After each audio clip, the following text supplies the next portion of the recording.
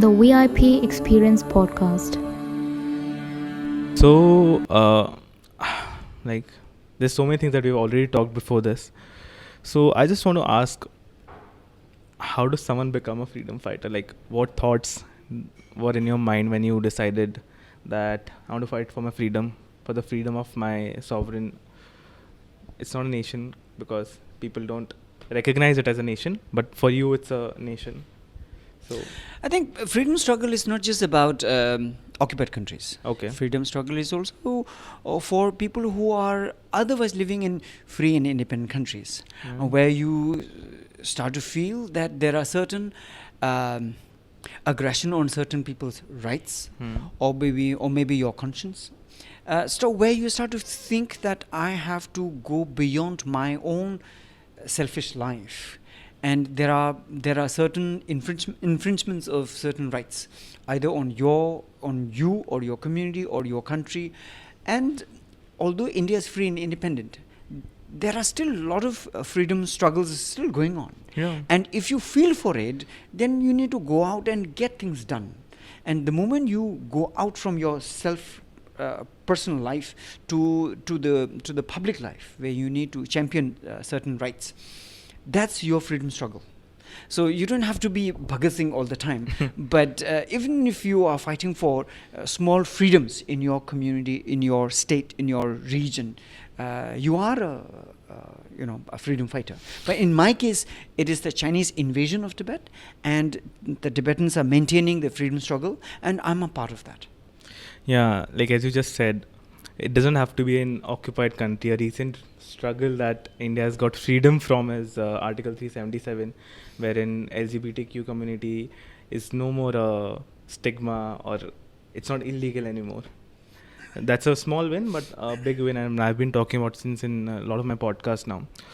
So there are a lot of interesting things about you. You've shared so many of the things here, and let's start with your need-based ideology, which, as we discussed before, it looks so much better when you talk about it. It looks so much simpler, right? A monk life, things like that. But it's like, before you explain how you do it, why you do it, it's so difficult to execute for some people, right? Well, for me, a need-based life,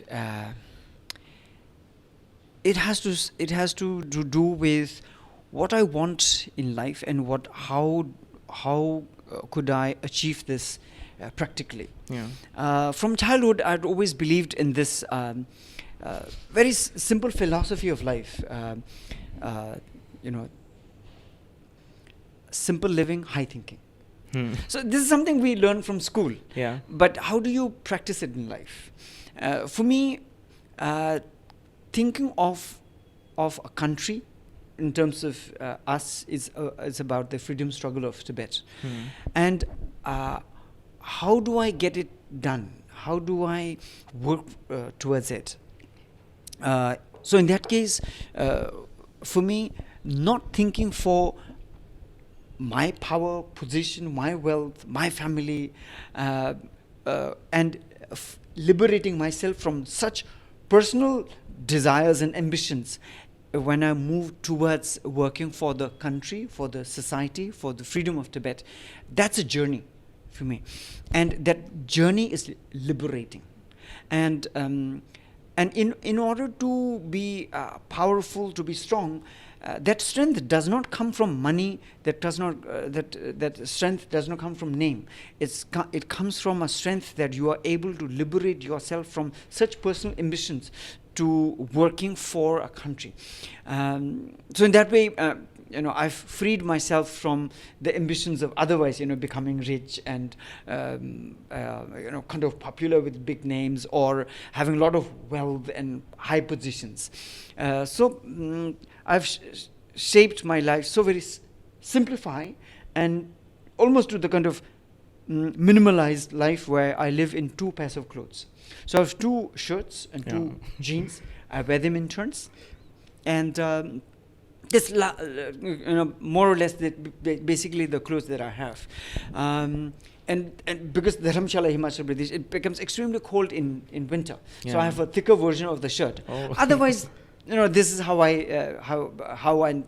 function with two pairs of clothes, and living in a kind of a commune of like 6 people living together in one big house. Yeah. That's the idea of living simply. It's, I don't know, I'm going to ask you a lot of basic questions because I have already researched something about Tibet, but the only thing that I remember from my childhood about Tibet is there's this collectorate area in front of the collectorate's office. There's this ground, very big ground, and there's this Tibetan Mela. They sell winter clothes, and that's it. I don't know what Tibet is. I just know it's part of China. Yeah. Like how obvious people would know. But talking about like when I was listening to your stories on Clap, it just amazed me that being here, being so close to India, we just have minimal idea about it. As we were discussing before, the kind of border that Tibet shares with India is so huge, Yes. and there's no outrage about it. Yeah. And Pakistan and India share a small border, which is Kashmir. Yes. They share a long border, but the conflict is where Kashmir is, and there's such a big outrage about it. What thoughts do you have about how do you get people awakened about the fact that you guys are looking for freedom, Right. you guys are fighting for it, Yes. and somehow government is helping you, but how do you get that movement going up? Yeah. With many of our Indian friends, I start from Kailash Parvat. Okay. Kailash and Mansarovar is so very important in the Indian imagination. Yeah, You know, mythology. it's considered the center of the world. Yeah. But that's in Tibet. So I start from there. Carrying this phase in India, very often people start to say, "Hey, ching chong, ping pong," or "momo," or chinky face, that kind of thing. But I start from Kailash Parvat and start to say, Kailash and Mansarovar are in Tibet, and that's our country, and that's today under Chinese occupation. Yeah.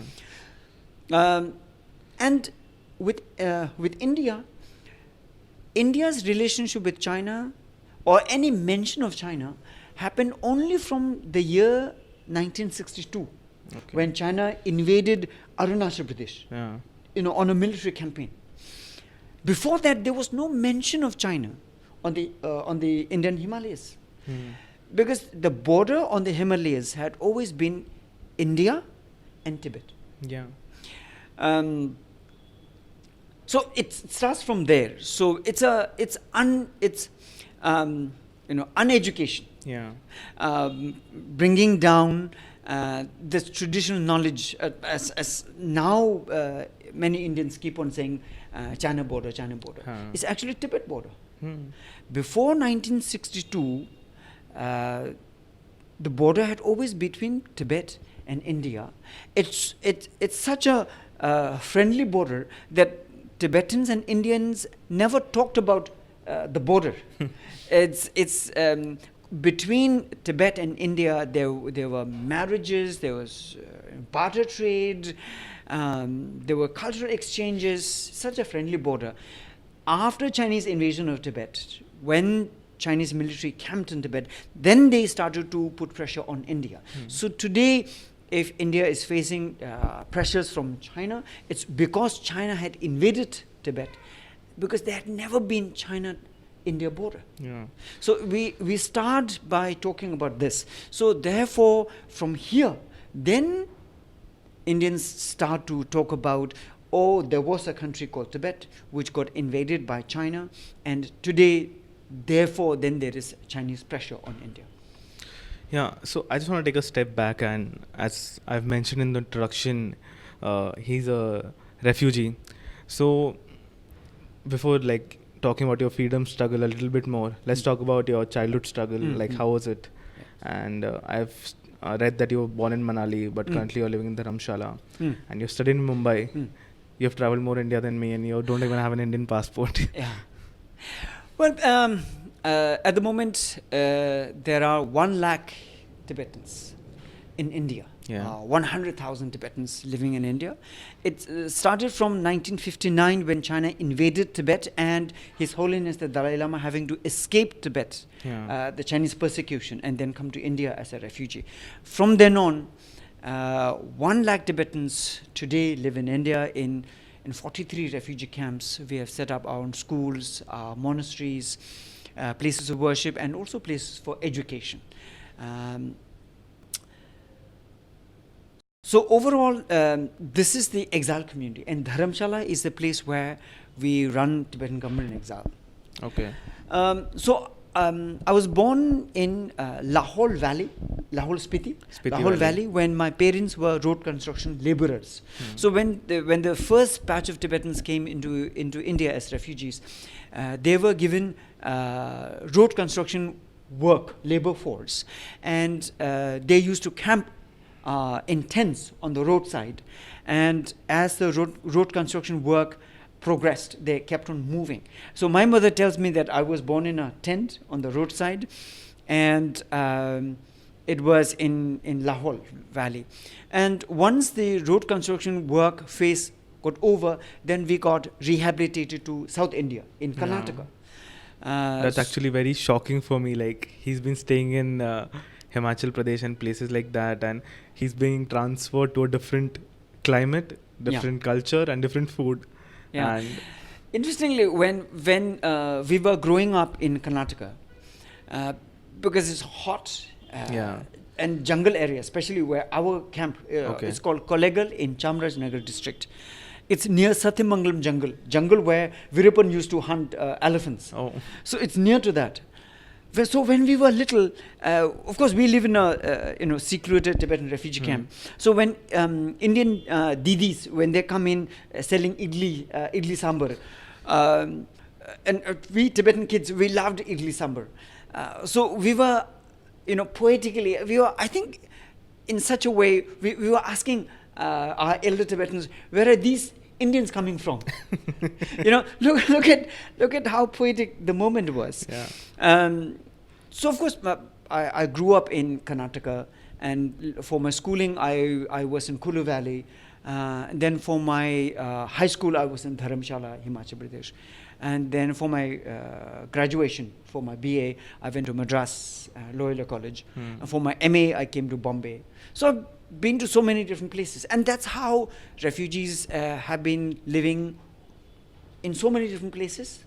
They are everywhere, but they are from nowhere. Yeah.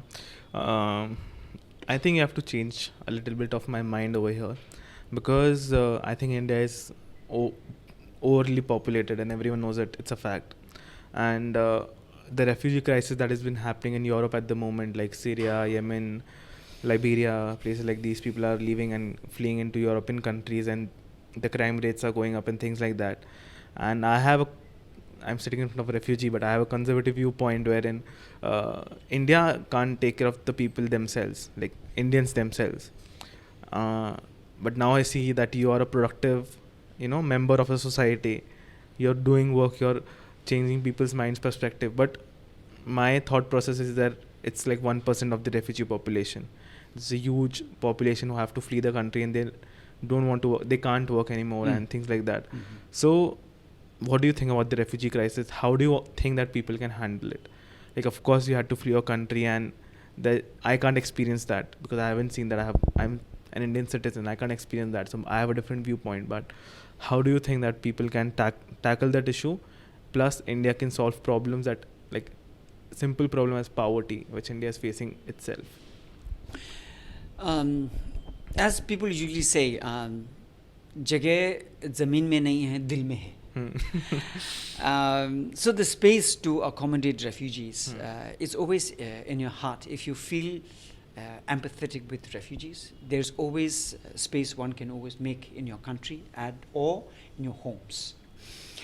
At the same time, as a refugee, I think and I would want to go back to my own country. Yeah. And my stay in India is temporary. His Holiness the Dalai Lama has also responded in this way. He said that refugees can seek help, support in other countries because there is a danger in their own country. Yeah. But they can seek help, support, education, or even financial support. But ultimately, they have to go back to their own country and develop their country. Yeah. So in case of Tibet also, we are hopeful that one day we will be able to go back to our own country and develop our country in the way we want. Today, there is Chinese occupation, and there is threat and danger to every Tibetan there inside Tibet. And because people like us, I'm born in India, and people like us, we cannot go to Tibet today. Yeah. And in my case, in my own journey of freedom struggle, I went to Tibet. I got arrested. I was jailed. I was beaten, tortured. I was in 3 months in jail inside Tibet. And finally, they said, "You are born in India. You get out of here." I was thrown out. So it's a very unique kind of an experience. Though this is not what many India-born Tibetans had undergone, but we cannot go to Tibet. But we hope that one day we will be able to go back to our own country and rebuild Tibet in the way we would want freedom. And perhaps tomorrow's Tibet, perhaps we can help other refugee communities and people in distress because of political reasons or even natural calamities. People are bound to face this kind of problems. Today it may be Tibet, tomorrow it may be other countries. Let's take a break now, and we'll come back and discuss more about your kind of journey in entering into Tibet, because I want to know more about it. It seems interesting. Yeah. Okay.